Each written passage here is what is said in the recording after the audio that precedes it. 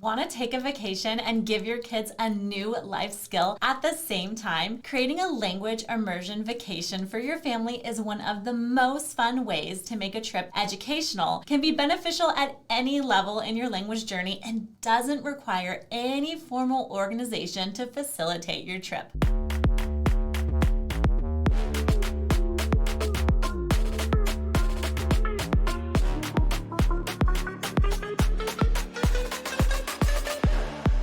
Hey TalkBox.Mom crew, what's up? It's Adelaide. Last week, I shared how we saved thousands of dollars traveling to Europe by staying for a month instead of a week. I'll link that video below. And because we got to extend our trip, we got to go on 3 different language immersion vacations. We used our Spanish in Spain, our Italian in Italy, and our German in Germany. We have different skill levels in all 3 of these languages. Like Italian is very new, and we've been using Spanish for years, but we had an unforgettable time as a family using all 3 of these languages in their respective countries. Today, I'm talking all about the ins and outs of creating your own language immersion vacation for your family. What is a language immersion vacation? A language immersion vacation is when you purposefully go to another country or perhaps another part of your country with the intent of learning more of their language as you use what you know in the language. There are 3 juicy parts of this that I want to focus on. I'll start with the first one in this video, and it's the intent. If your intention is to use the language, you will want to select the location and activities to give yourself this experience. I'll cover what to look for in both the location and the activities to have the best language experience. The second part I want to focus on is getting to use what you know in the language, your language skills. And it doesn't matter if you're just starting to use the language as a family or have been using the language as a family for a while. There are different stages in your language journey when you can go on a language immersion vacation, and each will have different benefits. So in the next video, I'll cover each stage for you to decide when you want to go on your language immersion vacation. In the last video on language immersion vacations, I'll cover strategies for learning more of the language as you're there, especially strategies that help you and your kids feel more comfortable as you step outside your comfort zone. But before we get started, make sure you like this video if you want to see more videos like it. And if you love making your dream family life a reality as much as I love teaching about it, be sure to subscribe to my channel below. And of course, don't forget to hit that bell so you'll be notified when my next video goes live. You don't want to miss it. Now let's jump in. First up, let's talk location. If I'm going on a vacation to use my Spanish, for example, I don't want to choose a location that is super touristy for English speakers. If it's a hot spot for Americans, you feel like everyone goes there, chances are that when you try to use your Spanish, the person talking to you will use their English, even though you're in their country. Like, you might be excited to order your food in Spanish, and although your Spanish sounds absolutely phenomenal, the waiter responds in English. You talk again in Spanish, and the waiter responds again in English. Suddenly, I'm the American in Mexico speaking Spanish, and the Mexican is in Mexico only speaking English. What I found in these cases is that they want to show you their abilities, and it really becomes a stronghold where they're offended you don't want to use English with them. I'm the guest, but they are the more hospitable host. So where in Mexico does this happen? Well, if an American thinks Mexico, they most likely think Cancun. And over the years, Tulum has also changed so much, and also Cabo. These are hotspots for American tourists. To make more money in tourism, of course, people in that industry are learning English, and their companies want to hire those that can speak English. You will be approached again and again in English. The old city center of San Miguel de Allende is also heavier with English speakers because this is an expat or American retiring hotspot in Mexico, and the inflated prices show it. Even in smaller cities on cruise lines, there will be more English speakers. For example, La Crucecita, Mexico is a great beach vacation spot to use your Spanish. With crystal clear water, great food, and a beautifully manicured town, it's really my favorite spot. But on days when cruise ships come into the Santa Cruz port there, it becomes a different town. All the English-speaking Mexicans suddenly turn up and the taxi prices shoot up. That's actually not allowed, and you can and should pull out the standard rate on your phone. All right, so where in Mexico do you go if it's not where all your friends are going on vacation? Of course, you want it to be safe, include beautiful sights, and maybe even historical events. So I recommend going where Mexican families like to go on vacation. These cities or towns are going to be safer while having great food, more things to see, and more activities to enjoy. Like not too far from San Miguel de Allende is the city of Guanajuato. This city is a UNESCO city and holds a lot of significance in the Mexican Revolution from Spain. At that time, the people had been slaves to the Spaniards for over 250 years. Picture worn down people wearing loincloths in mines. In fact, 2/3 of the world's silver at that time came from the mines in Guanajuato. You'll learn more about this inside the granary where the people overthrew the Spaniards because it's now a museum. You can also hike up to a statue of one of the greatest heroes of this revolution in that town and visit some of the mines that contain so much of Mexico's riches. Many Mexican tourists visit Guanajuato every year, and yes, you will find people who speak English or speak some English and even an expat community. But many more people who live there do not speak English unless it's the music students downtown dressed up in their traditional outfits trying to sell their music tickets. For all of these reasons, Guanajuato makes a great first town to get your toes wet using your Spanish abroad. You can use your Spanish and stretch yourself, but if you get stuck, there's usually someone who can assist you. And if not, you'll learn even more. So let's recap so you can use these principles in any country. Number 1, avoid American wild vacation hotspots. Number 2, avoid giant expat cities or neighborhoods. And number 3, go to where local families go on vacation. Now, one question I get asked specifically about Spanish, but it applies to other languages, is what if I go to a country that speaks a different Spanish than the one I'm learning? So as a bonus, I will cover this now to give you more confidence as you choose your location. It's true that the way Spanish is spoken in Mexico differs from the way it is spoken in Spain. And it's also true that the way English is spoken in the US differs from the way it is spoken in England. Like in England, there's a different accent. Sometimes different words are used. It might take you a second to process what was said in an accent, or when a Brit says, "Oh, there's a lollipop lady," and you see a crossing guard, you think, did they just call that crossing guard a lollipop lady? Or there are audible gasps when you tell your child to sit on their fanny because that's a derogatory word for something else, and little did you know. So in Spain, the accent is different. They sound like they speak Spanish with a lisp. It's cute. There are some words that are different. You might look at the menu and realize that chicken is the same word, but beef is another. And they have a more relaxed way of addressing 2 or more people that they know, so you sound a little bit more formal. Keep in mind that native Spanish-speaking tourists from Mexico also go to Spain, and they speak Mexican Spanish as they encounter the same things you encounter when you speak American English in England. It's really quite fun. We used our Mexican Spanish in Spain and connected with others without a problem. It was actually really nice for me because in Mexico, the Spanish speakers are like, "I'm pretty sure that woman speaks English, so I'll address her in English." They don't do that with my husband in Mexico. Can't put my finger on why. He actually hails taxis without me so he can keep the rate down. In Spain, with so many countries surrounding it and so many immigrants that might look like me, they address me in Spanish. It's so nice that they start the conversation in Spanish. We can just speak Spanish.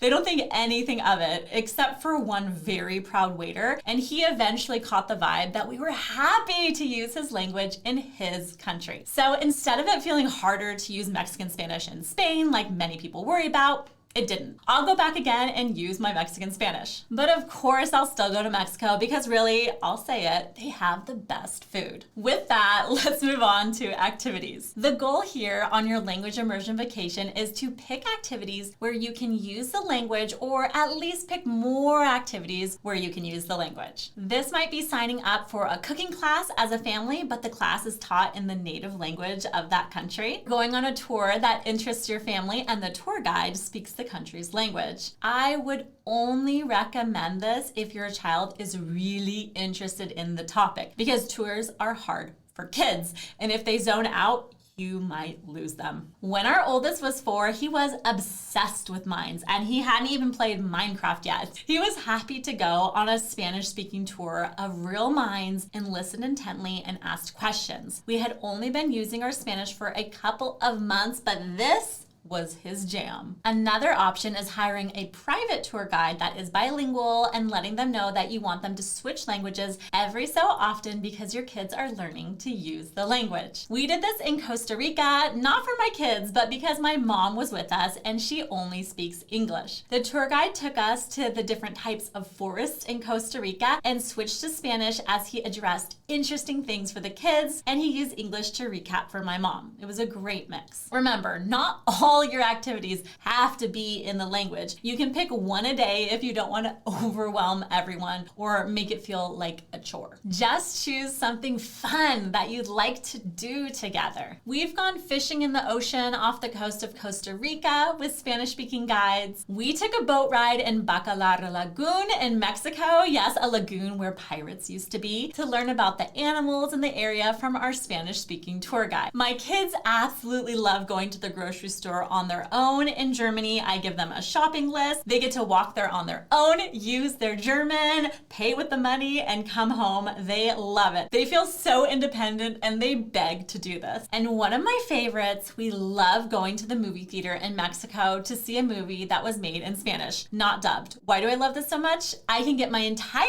family tickets, all the drinks, all the popcorn, and the treats, and it costs less than one ticket in the US. And eating is absolutely a language immersion activity. You get to talk to the waiter, order your food in the language, make requests in the language, and ask for recommendations for fun activities all in the language. Stopping to buy something at a food stand also totally counts. In fact, I have a rule that if my kids can order it in Spanish, I'll ignore the price. And they love it. They use so much Spanish willingly when buying food. It's a perfect incentive. In the same regards, shopping is also a great language immersion activity. The person selling wants to sell, so they will talk to you and talk to you. They'll explain the product and even ask you questions about yourself. And you can ask them questions too. My 10-year-old wanted to buy a hat at one of the oldest hat stores in Madrid. He saw it on a travel video, and it was an absolute yes because he could use his Spanish to shop. He had so much fun shopping and got the cutest hat that made him look like he walked out of the mid-1900s. The next one is one of my favorites that you might not have initially thought of. It's inviting another family over to dinner. It works better if you're staying at an Airbnb, but if you're at a hotel, you can invite the family to meet up to do an activity with you and your family. I know it might sound scary to make friends, but it's so worth it. First, your kids will play with native-speaking children. This is a huge motivation for your child to use whatever they can in the language. It's also a huge motivation for them to want to practice using more of the language later, after your trip. Second,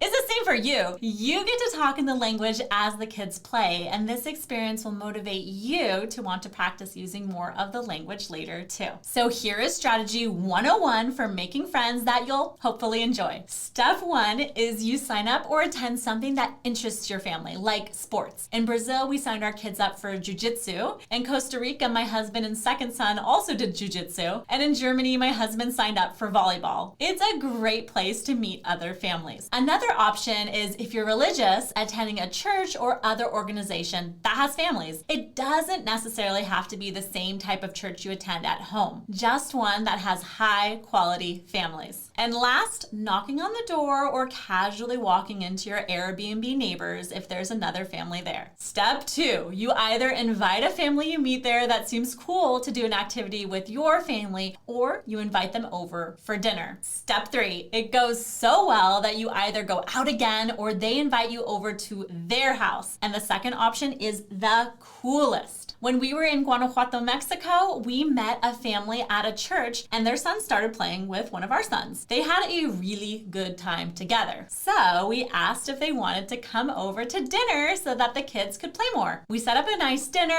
and when they came, I apologized that our plates didn't match. It was an Airbnb, and one weird thing about me, I have only white dishes at home. They all look uniform, and when a bunch of dishes break, we just buy another pack from IKEA, no stress. Why am am I telling you this? Well, we had fun talking with them. Our kids had fun playing, and they wanted to return the favor, so they invited us over for dinner. When we got to their home, we went through the tall gate and gate door that blocked anyone from looking in, and there was a patio cover that was over their kitchen about 15 steps in front of us. Their stove, sink, and table were outside under this patio cover. By the gate where we walked in, there was a bathroom with a roof and door not attached to the home and also not under the patio cover. The home itself was touching the patio cover on the other side and had 2 separate rooms, each having a door to the exterior. The first room was a family room with a couch and belongings, and the second was their bedroom. To go to the bathroom at night, you had to go out of the bedroom, run under the patio cover, and then out into the open sky under the rain to make it to the bathroom. They told us that it's their dream to one day have a roof over their entire house. And all I could think was, I'm so embarrassed that I said our dishes don't match. Despite me wanting to delete that moment, we had a great time with them, using as much of our Spanish as we could and listening to them answer questions and talk about themselves. It was a powerful experience to make friends with another family that showed my kids the way most of the world lives. And in my opinion, my kids saw what it would be like for families in the United States if we didn't have bank loans and built our home